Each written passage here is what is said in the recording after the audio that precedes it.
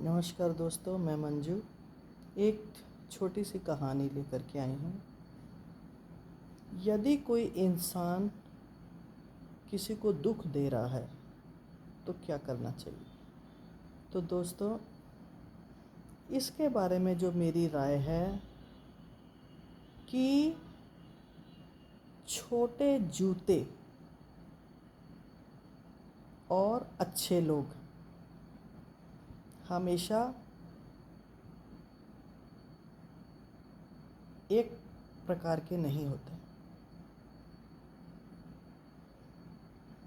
उसका उदाहरण दोस्तों ये है कि यदि जूते छोटे हैं, यदि आपके जूते छोटे हैं तो क्या होगा कि जब हम उन जूतों को पहनेंगे तो निश्चित है कि इंसान के पैर में छाले पड़ जाएंगे या उस जगह को वो जूते काट करके रख देंगे।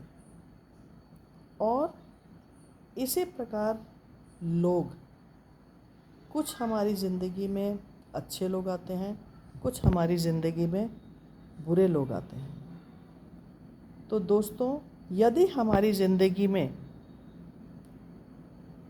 छोटे जूतों के समान दुख देने वाले लोग आ जाएं, तो ऐसी परिस्थितियों में हमें क्या करना चाहिए? तो हमें कहीं जाने की आवश्यकता नहीं कि हम उस स्थान को छोड़ करके कहीं हम दूसरी जगह शिफ्ट हो जाएं। यदि कोई इंसान ऐसी सोच रखता है कि मैं किसी भी मनुष्य से हट करके मैं दूर चला जाऊं, तो ये इसका उपाय नहीं है।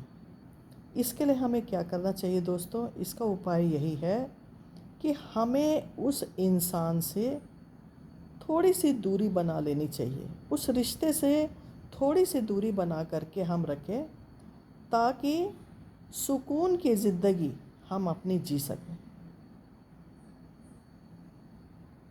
क्योंकि एक उम्र के बाद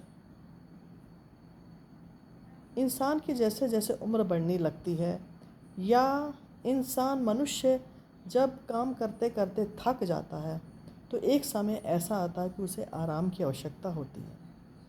और उस आराम की आवश्यकता के समय यदि आपके जीवन में कोई दखल अंदाज़ी करने आ जाए, तो आप दो वक्त की जो रोटी भी खानी है, मनुष्य उसे भी सुकून से नहीं खा पाता।